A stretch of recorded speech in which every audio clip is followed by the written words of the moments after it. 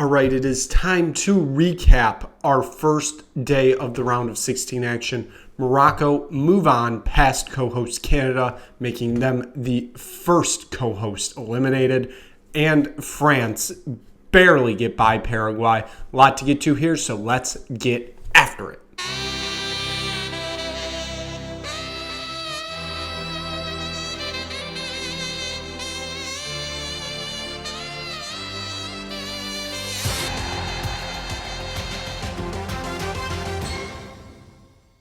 Welcome into this episode of World Cup Tonight here on the Nick Burt Sports Network. I am, of course, your host, as always, Nick Burt. As we come to you on America's 250th birthday, we saw two games today take place in Houston and in Philadelphia, of course, the Constitution City. And the results go the way of the two nations that helped the United States the most in those first days after declaring independence. For our first game of the day, it was Morocco taking on co-host Canada, and it was Morocco walking away with a 3-0 victory, extending their unbeaten streak to 34 games, and Canada being the first co-host sent home at this World Cup.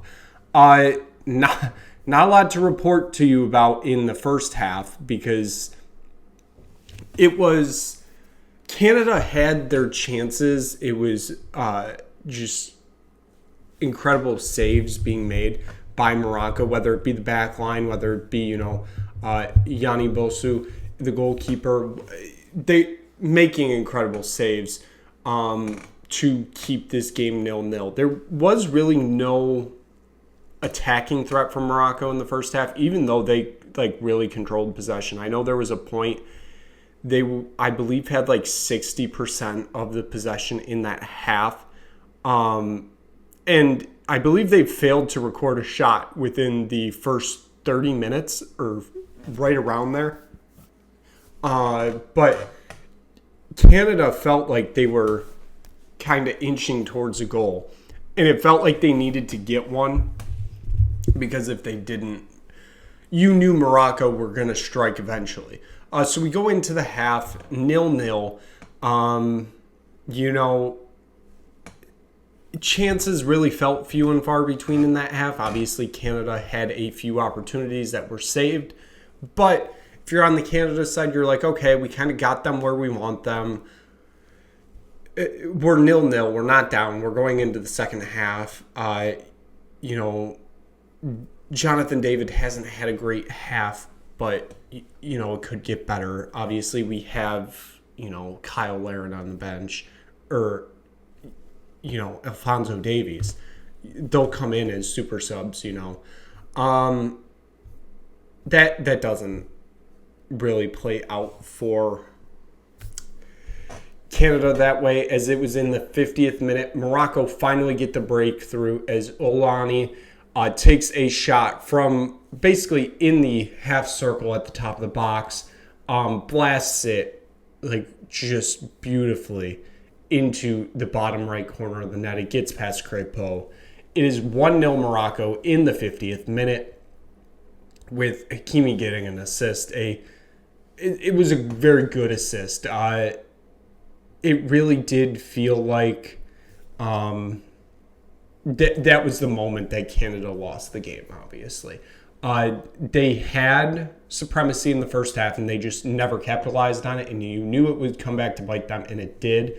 And for Morocco, that basically felt like that was game because, they've avoided defeat in their last 9 World Cup matches where they score first. So it's like, okay, both ends have kind of gotten what they need now. At this point, as time goes on, we get to the 60th minute. Canada still hasn't made any subs, and I'm like, okay, I feel like you got to start making something here. They make a sub in the 63rd minute, and it was Kyle Larin coming on. I'm like, okay, give it a few minutes and then make some more subs.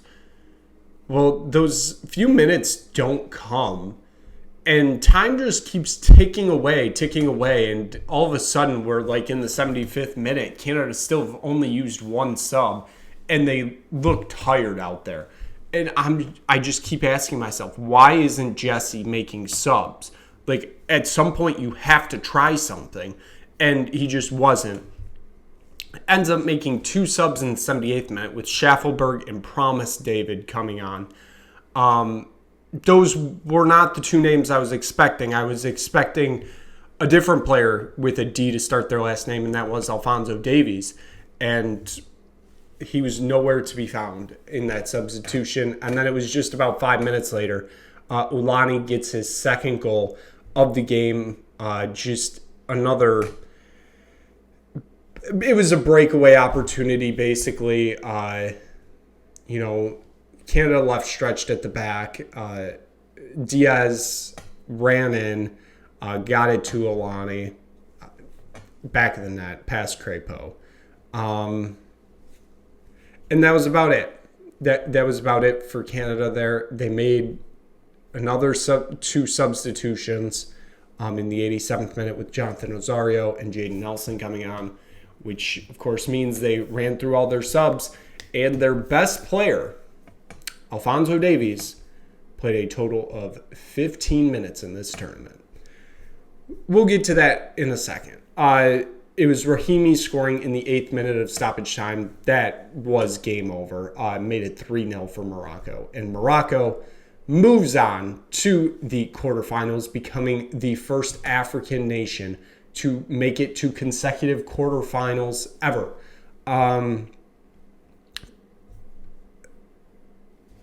They did not have their best game today. I think everybody is willing to say that and will agree with that. But they still got it done when they needed to. And that was the most important thing. That when they needed to get it done, they got their goals and they moved on. Canada cannot say that. They did not capitalize on their first half opportunities.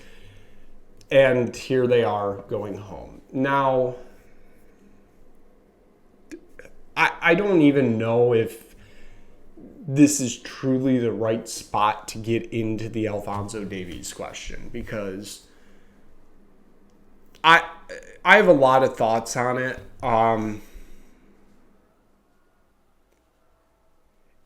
It feels weird because he played last Sunday in the round of 32 against South Africa.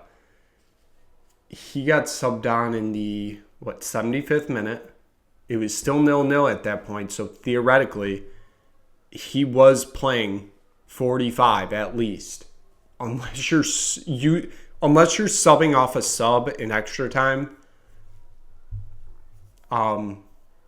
He plays a total of 15 minutes this World Cup. I question a lot of this now. I had questions coming into the tournament about his health. Obviously, he wasn't healthy. He got injured in the semifinal against Woolwich Arsenal in the Champions League, and it felt like that was kind of a backbreaker there, that he wasn't going to make the squad. Well, obviously he does. He's the biggest name in Canadian soccer.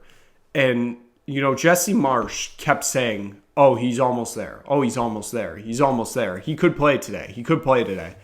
And that kind of it never happened until the round of 32 game against South Africa. We see him play for 15 minutes. No, he didn't look 100%, but that Canada team looked a lot better with him out there, at 75, 60%, whatever it was. And now today, you were down 1-0 for a large portion of that second half. You're telling me subbing him on would have made things worse? Instead, you choose, Promise David, Jacob Schaffelberg, Jonathan Osorio. And that's no slight against any of those players, because they're good players. They're not Alphonso Davies. I am now at the point, why was he even called up? And I know the answer why he was called up. It's because he's the biggest name in Canadian soccer. It's a home World Cup. He is the captain. And if you don't call him up, that's going to create big problems. My bigger problem is Jesse Marsch came out after the game, said the MRI was clear, there was no injury. Davies is saying he didn't feel right, and he can say whatever he wants to say, but there has been this looming dark cloud over Davies for what feels like the whole tournament, and the reports that came out in like May or very early June that Bayern Munich were basically going to hold him out of the World Cup. Now, Bayern can't technically do that. They have to release him if he's called up, and obviously he was called up. But it does feel like Bayern can make power plays and say, you know, Davies is on a minutes restriction. He's only playing X amount of minutes today, or basically doing something along those lines. I don't know if that's 100% what happened. It's tough because obviously Canada's tournaments come to an end. There's all the looking back. Was this a successful tournament? And I will say yes. I do believe this is a successful tournament for Canada. I mean, you came into this tournament never getting a point in a World Cup. You leave with 2 wins in a World Cup, including one in the knockout stage. I would say that's a pretty big achievement, especially for a country like Canada in their soccer history. But you look at the other side. You know, Davies playing 15 minutes. You look at the Ismail Kone injury, you know, in the second half of the Qatar game. You look at Marcelo Flores, who tore his ACL in a club game like 2 weeks before the World Cup.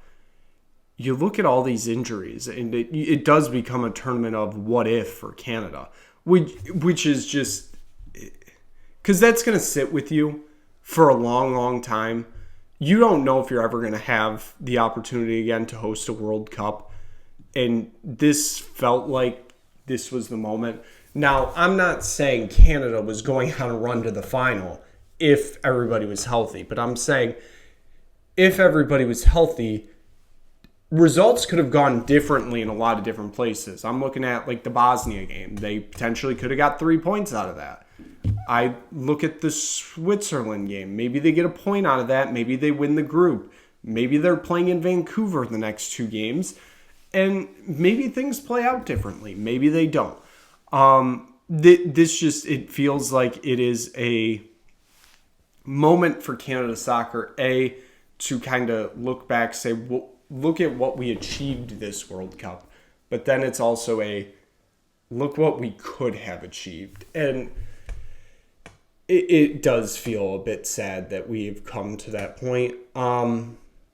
Overall, for me, the Davies question is the one that's going to hang in my head for a long time. That is just, something is very off there. And I don't know what it is, and I don't like that I don't know what it is. Well, that's enough on Canada and Morocco. Obviously, I went on a longer ramble about Canada there because we won't be talking about them the rest of this tournament. Morocco, of course, we will. We then traveled down to Philadelphia, where Paraguay took on France. France gets a 1-0 victory. This was a textbook performance in what terror ball, haram ball, whatever you want to call it, ball looks like from Paraguay. This was an incredible performance of defensive structure. This, I mean, it ended 1-0, and the one goal was a penalty. Paraguay were playing a brilliant game defensively. They shut down Mbappe. They shut down Dembele. They shut down Olise. They shut them all down. It was a very impressive performance to me.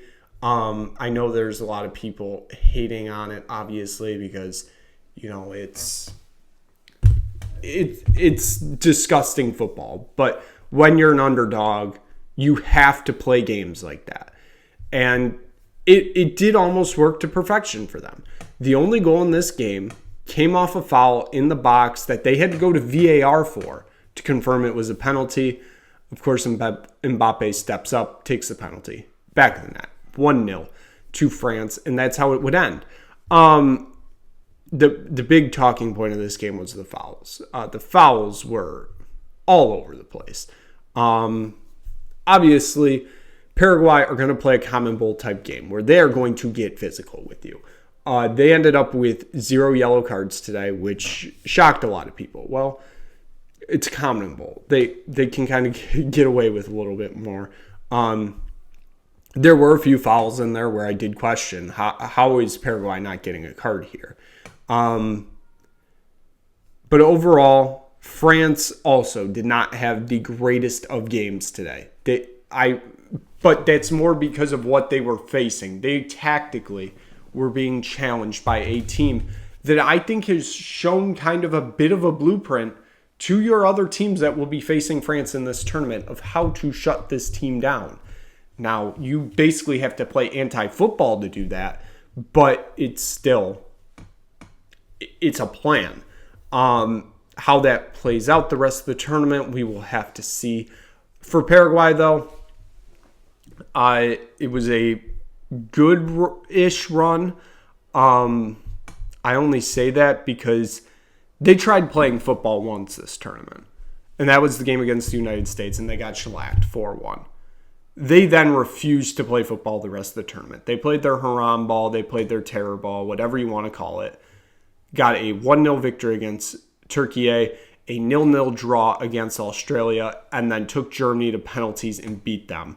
And obviously a 1-0 loss to France.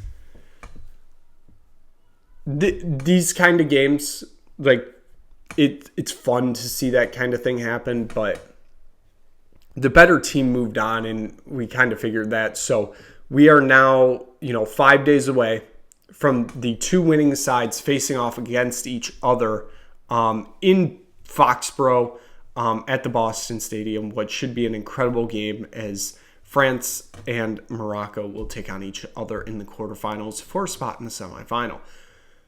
That's going to wrap it up for this episode of World Cup Review. Thank you so much for watching here on the Nick Burt Sports Network. If you just stumbled across this video, click like, click subscribe, tell anybody you know about it. Of course, we will continue previewing and reviewing everything left of this tournament. It has been a wild run. It's hard to believe we only have 2 weeks left. So thank you so much for watching. We will see you again soon for another episode of World Cup Preview, World Cup Review, any World Cup content here on the Nick Burt Sports Network.